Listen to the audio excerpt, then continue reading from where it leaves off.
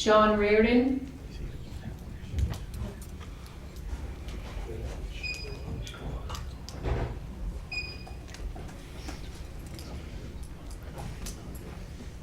Evening, Council.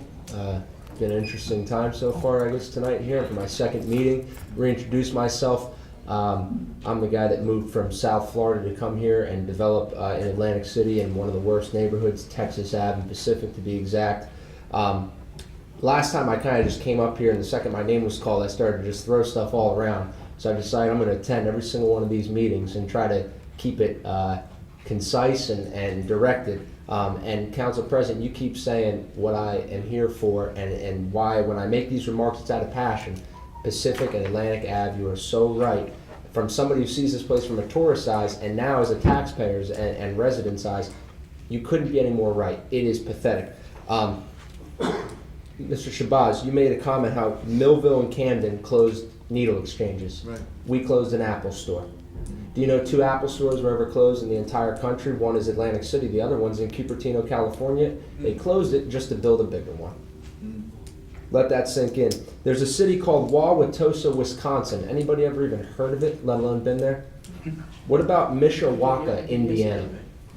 Same thing. They have Apple stores in those cities.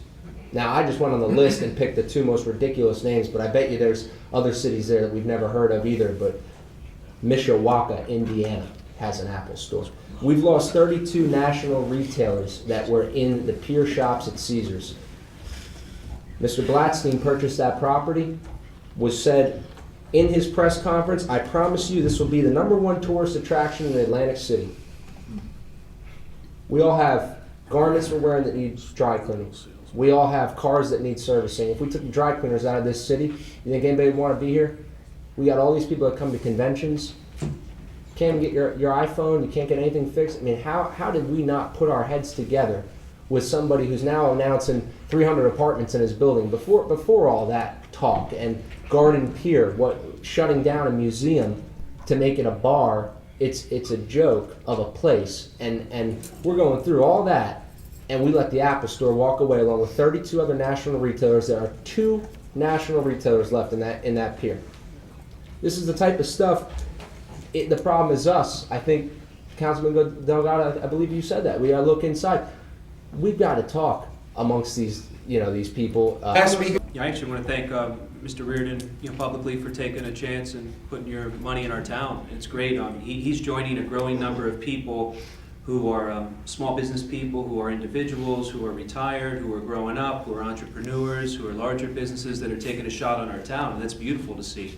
And so we appreciate that. And what's pretty neat about, I hope that we'll hear from you in upcoming meetings, because it's the participation of people from different aspects of our city that really inform our actions and help us come up with those solutions that you were alluding to.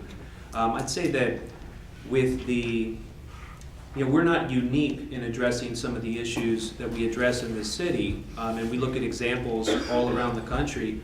But I'd say that for the pier, to be specific, as an Apple diehard, I'm disappointed that we weren't able to work out the logistics of establishing some type of municipal parking authority with the old Trump Plaza garage to provide stable, affordable parking. I wasn't alone in that idea.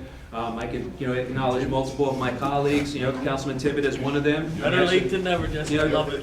Well, no, I shared the idea. It may not have been as loud as you at the moment, but I did share that thinking with you. And there are a number of people that had ideas like that.